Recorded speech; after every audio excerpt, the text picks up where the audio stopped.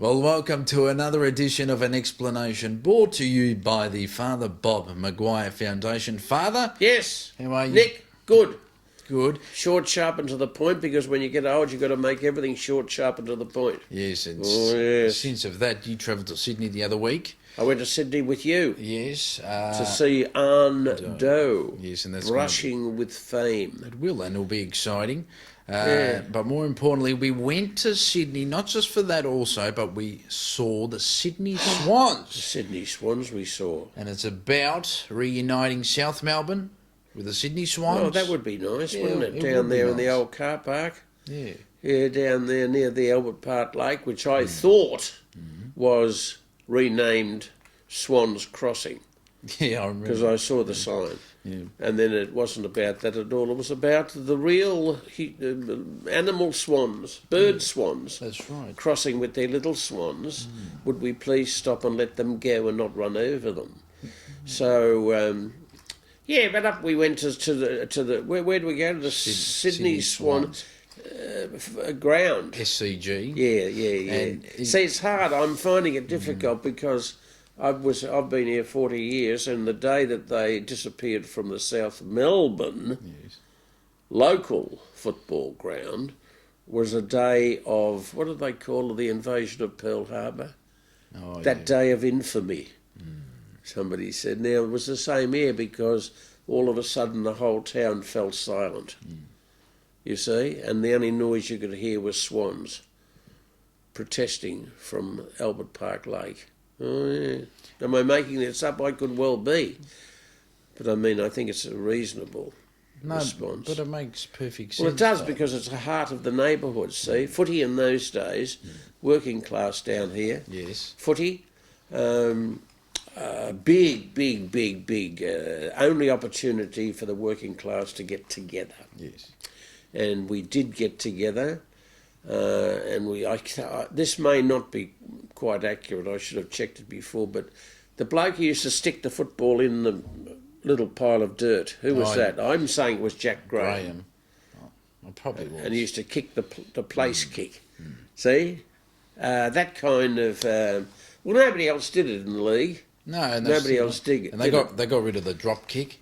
Yeah, all of that. But anyway, what a great opportunity it is, because to reunite South Melbourne and the Sydney Swans presents itself an opportunity for, hopefully, if we can push a campaign for an AFL homeless round week. Yeah, that's a lovely idea. You invented that. Now, that's the ultimate goal, and it was a start. Yeah.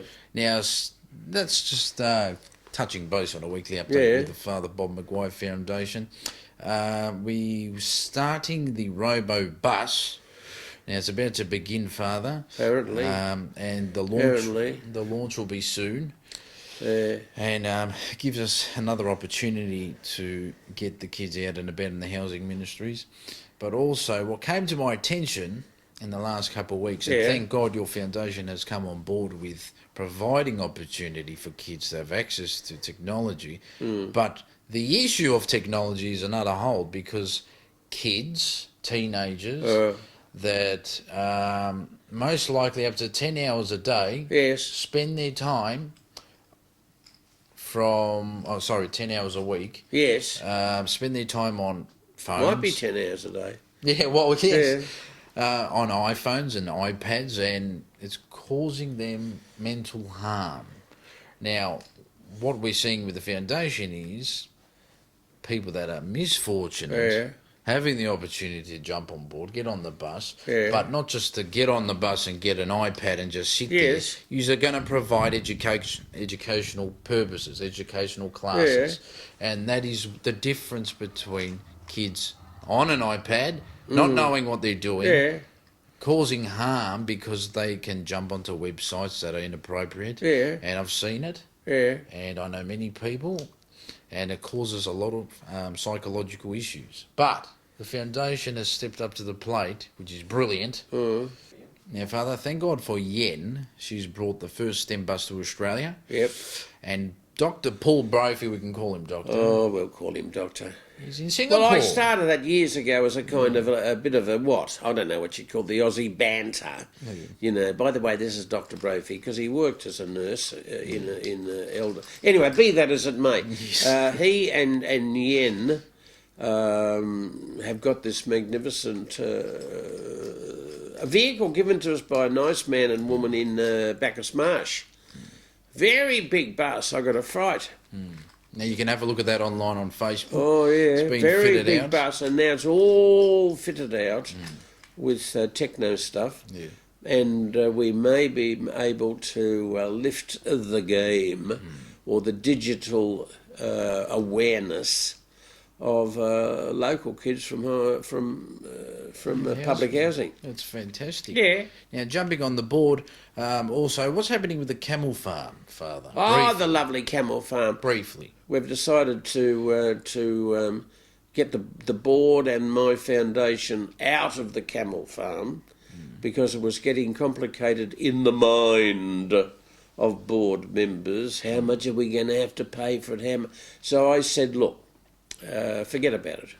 I myself will be the ambassador for the Lourdes Camel Sanctuary in wherever it is, northern Victoria, the Now, Pyrenees. what does it mean to you? To me, it means a lot because to me, you see, the Maguires of Glasgow in the 1920s, I think, they were upwardly socially mobile, having become immigrants from Ireland.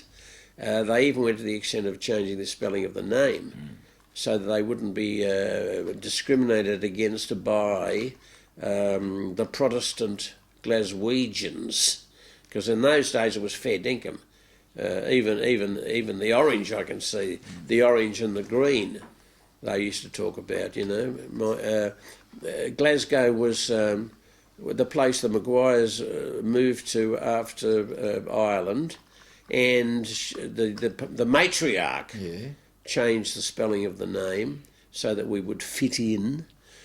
So it changed from MCG to MAG. And then they became upwardly socially mobile because she had a plan, the matriarch. Yes. We will not only fit in, but we will also be well known for our excellence and in our work. She wanted really to go above and beyond what people would have expected of immigrants. Well, we know what that's all about in Australia. You know what I mean? Because so we did that, and she did that, and they eventually said, "Oh, now we have become upwardly socially mobile, Glaswegians and Catholics. We will in fact go to Lourdes." Hello. There you go. At the time, allegedly, was a miraculous spring of water in a grotto at Lourdes in the Pyrenees, France. Allegedly, where Mary, the mother of Jesus, allegedly turned up in the grotto. I love that word, allegedly. Well, I'm saying allegedly because who am I to say? You know what I mean? No, yeah. So the girl was wandering around that area looking after lost sheep or something, and she said, "Hello, I can see a lady standing in this. Hello." And the lady said, "Hello."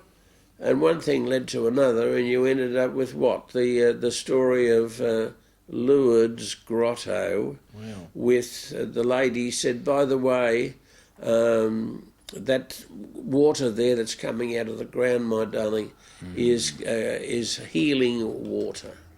Allegedly. So she went home and said, "Oh, while I was out walking the cat," not the cat, what was she walking? The sheep. She said, "I met a woman in the grotto down there." She said, "What's going on?" And she said, "I am whoever it was, the Immaculate Conception." Mary. Hello? So that was one of the brand names at the time. The Roman clergy were in Rome huffing and puffing over, "Let us have something, an algorithm. where we can steal the ownership of Mary, the mother of Jesus. For the Roman Catholics will be known as, in fact, devoted to Mary, the mother of Jesus. The Protestants would have our guts for garters because they wanted to be devoted to Jesus himself. But the Roman Catholics, culturally, had more imagination and needed it fed. And I'm saying that this is from where the Lourdes appearance of Mary and this magic water, magic, did I say magic? Yes, magic. Well, magical water. And so that started, what will I say, in the Catholic imagination, Lourdes, Pyrenees, France became the place where you could offer your services carting people down to the baths where they could dip themselves in the water. And now you're telling me, you know what I mean, BS. No, I'm not. No, you're telling me. No, I'm not. This the Aussies say BS. No. Because I'm simply saying that the report from intellectuals who were scrutinising the whole phenomenon and saying it can't be so, there is no such thing as magical water. And the proponents for Lourdes kept pointing around the walls of the place because they were filled with walking sticks, what do you call things, crutches and wheelchairs, you see, but which had been left behind after the alleged washing in the bath that had produced a cure. Wow. So that in my head, the Maguires of Glasgow went there as volunteers to cart people down to the baths and to the healing waters. Now, when this came up in Victoria, the Pyrenees Mountains, and lo and behold, part of the Pyrenees Mountains was also the Camel Sanctuary. Wow. Already there, 230 acres. There in the background is the beautiful Pyrenees Hills. And I said to Mick and Sally Millard said, oh, we'd love to be mixed up with your lot and make this place available to visit camels, pat the camel. Nothing dramatic, just simple, back to nature. And I said, that's lovely. And I told them my connection with the Pyrenees. And they said, lo and behold, will we not rename this place to Father Bob Maguire Lourdes Camel Sanctuary? So I thought to myself, gee, that's an interesting serendipity, you know, because it's turned the full cycle. You could have a shrine there, Father. With what in it? Me? Well, yeah, part of the whole stuffed disciple, opponent.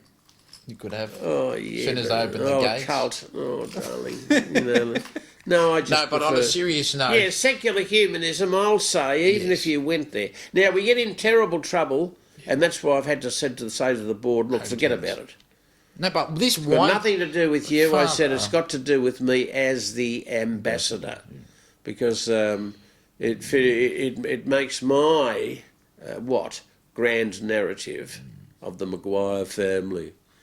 It makes it a bit more interesting. You see what I mean? So, but this is why it's important for you. Yeah, for me it's important. Yes. For me, but I don't expect anybody else to see the importance of it. But for me, I think that's what you're saying earlier about mental illness and all that kind of stuff. Yes. Well, mainly people are becoming alienated from the community in which we live because, in fact, they've got no grand narrative. They've got no story. They've got nothing there where they play the hero, nothing where they play a role in the community. See, the community community means that we've got an edge that we're all trying to share. Society is where we have a collection of people chasing the edge, but to keep it for themselves. Yeah, well, You see what I mean? that's right.